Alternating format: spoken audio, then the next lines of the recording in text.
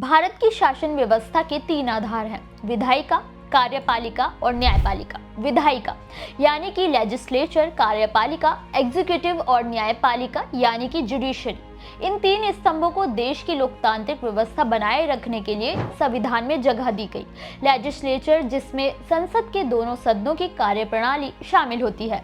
Executive जिसमें president, prime minister, मंत्रिपरिषद और गवर्नमेंट एम्प्लॉयज की कार्यप्रणाली शामिल है। तो वहीं न्यायपालिका में सुप्रीम कोर्ट, हाई कोर्ट और सभी लॉयर कोर्ट शामिल हैं। लेकिन आंतरिक रूप से इनके कामों को आसान करने के लिए भी कई संस्थागत विभाग बनाए गए हैं। ऐसी संस्थाएं बनाई गई हैं जो संस्कार के बर्डन को कम करने का काम करती हैं, जैसे कि चुनाव आयोग, इलेक्शन कमीशन, संघ लोक सेवा आयोग, फाइनेंस कमीशन समेत कई और संस्थाओं को संवैधानिक रूप से मान्यता दी गई है। लेकिन सवाल ये है कि ये काम कैसे करते हैं और संविधान में कैसे उन्हें सरकार का बर्डन कम करने की जिम्मेदारी दी गई है, उनका देश की तरक्की में क्या योगदान है, आज के वीडियो में हम यही जानेंगे। नमस्कार, मेरा नाम है मोहिनी और आप देख रहे हैं भीमसेना।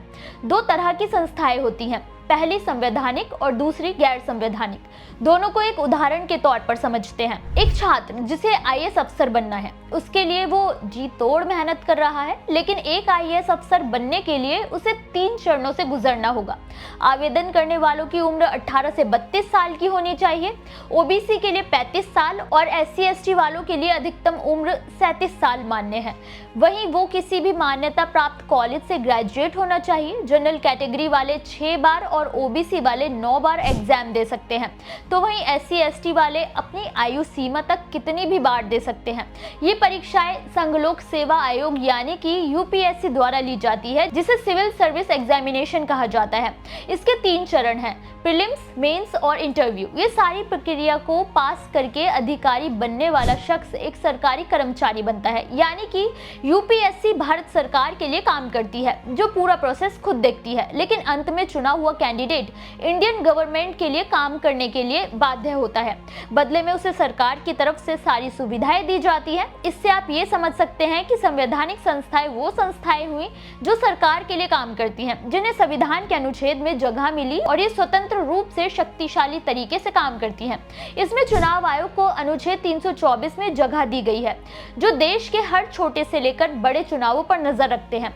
वहीं कई और संवैधानिक संस्थाएं हैं जो संविधान में शामिल हैं, जिसमें union public service commission articles 315 से 323, स्टेट पब्लिक सर्विस कमीशन 315 से 323, finance commission article 380, national commission for scheduled caste and scheduled tribes articles 338 और आर्टिकल 338 से, controller and auditor general of India article 148, attorney general of India article 76, advocate general of the state article 165 में ऐसे प्रावधान हैं जिन्हें संविधान में भी अहम जगह मिली हुई है, जो स्वतंत्र रूप से काम करते हैं और ज्यादा शक्तिशाली हैं। वहीं गैर संवैधानिक संस्थाएं वो संस्थाएं हैं जो काम तो सरकार के लिए ही करते हैं, लेकिन इन्हें संविधान में जगह नहीं मिली है, जिनका गठन करने के लिए सरकार को संसद से मंजूरी लेनी पड़ती है और वो किसी विशेष उद्देश्य को पूरा करने के लिए बनाया जाता है, जिन्हें कभी भी सरकार को भंग करने की शक्ति होती है।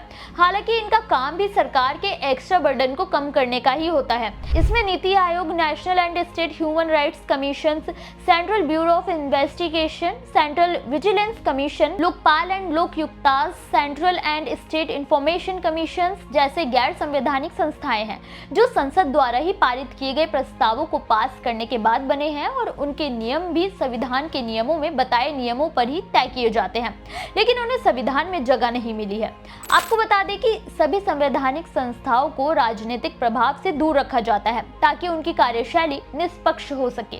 अगर संवैधानिक संस्थानों के किसी भी नियम को बदलना होगा तो पूरी तरह से संविधान के संशोधन के बाद ही किया जा सकता है, जिसके लिए संसद में पूर्ण सहमति की जरूरत होती है। उम्मीद है आपको संवैधानिक और गैर संवैधानिक संस्थाओं के अंतर के बारे में पता चल गया होगा। ऐसी और जानकारी के लिए हमारे चैनल को सब्सक्राइब करें। वीडियो अच्छा लगा हो तो लाइक करना बिल्कुल ना भूलें।